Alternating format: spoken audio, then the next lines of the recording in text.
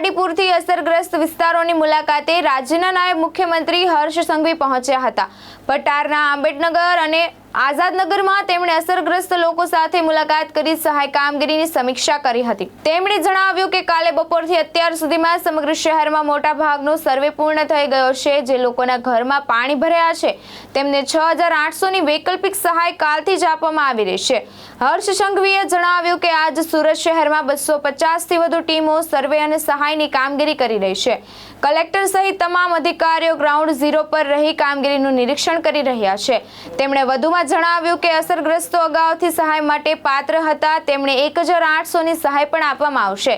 41 લોકોના મોતના મુદ્દે નાયબ મુખ્યમંત્રીએ જણાવ્યું કે સમગ્ર મામલે નિરીક્ષણ ચાલી રહ્યું છે અને એક સમીક્ષા બેઠક પણ બોલાવવામાં આવી છે। બેઠક બાદ તમામ માહિતી આપવામાં આવશે। તેમણે કહ્યું કે કાલથી તેઓ સતત સહાય કામગીરી વ્યસ્ત છે અને ક્યાં પાણી આવ્યું, શું પરિસ્થિતિ હતી, ક્યાં ભૂલ થઈ અને જો કોઈ બેદરકારી સામે આવશે તો તેના આધારે જરૂરી કાર્યવાહી કરવામાં આવશે। और कोई भी तकलीफ हो तो कल सुबह मैं वापस आने वाला हूँ यहाँ पे मिलूंगा।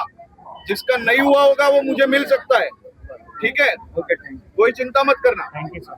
लेकिन जो परिवार उनके घर में रह रहे हैं उनके लिए ये सहाय है, तो घर घर में आ रहे हैं तो आप मदद करना। जो डॉक्यूमेंट चाहिए, जो कुछ चाहिए, एक आधार कार्ड चाहिए, वो दे लेना, जिससे जल्दी से काम आपका खत्म हो जाए। और थोड़ा साफ रखने में मदद करना क्षेत्र को। सभी लोग काम कर रहे हैं, आप लोग भी थोड़ी थोड़ी मदद साथ में करिए। और घर घर में अभी आ रहे हैं लोग, तो आप घर पे रह के सबको सर्वे में मदद करिए और जल्दी से आपका काम पूर्ण करवाइए, ठीक है? और मैं भी आ रहा हूँ 2-3 गलियों में अभी।